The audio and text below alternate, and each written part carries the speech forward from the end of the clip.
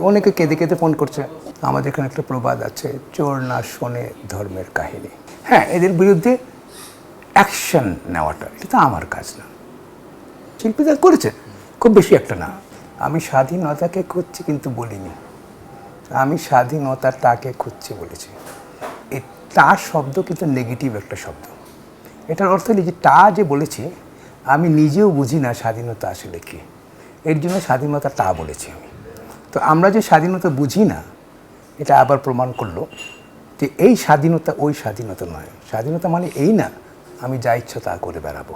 আমি জানলাম যখন আমার কাছে ফোন আসা আরম্ভ করেছে, এবং তারা খুব আশ্বস্ত হয়েছে আর কি, যে অনেকে কেঁদে কেঁদে ফোন করছে। যখন আমার গলা শুনে তারা স্বস্তির কান্না কান্দে। এটা একটা জিনিস হয়েছে যে আমি বুঝতে পেরেছি যে আমার কত ভক্ত আছে, তারা আমাকে কত ভালোবাসে। দেখেন, যারা এই কাজগুলি করে তারা সে কারণে করে, তারা কোনো নীতি মানে না। আমাদের এখানে একটা প্রবাদ আছে, চোর না শোনে ধর্মের কাহিনী। আমি বললেও তারা শুনবে না, কারণ they are already on a wrong way. যারা রং পরিচর্যা করে, রং দ্বারা পরিচালিত হয়, তারা সুন্দর কথা শোনে না।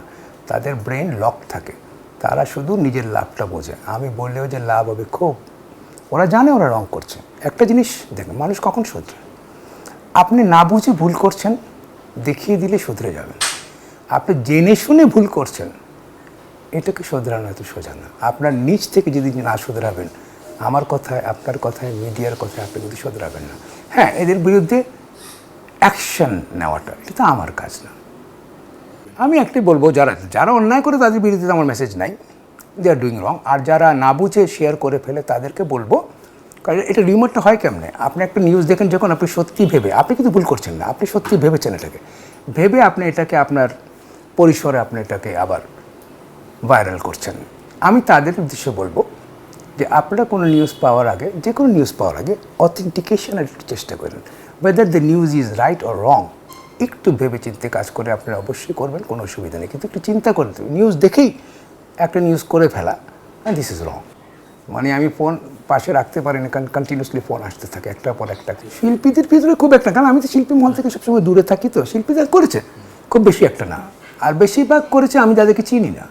20 বছর ধরে আমার গানগুলি করছি, কী লাভ হয়েছে? তো একটা কাজ করার পর যখন লাভ হয় না, তখন আর কাজ করতে মন চায় না। যে আমি, দ্যাট মিনস আমি ওদেরকে দোষ দিচ্ছি না, আমার সেই ক্ষমতাটুকু নেই যে আমি এটাকে পরিবর্তন আনবো। সেই জন্যই আপাতত বন্ধ।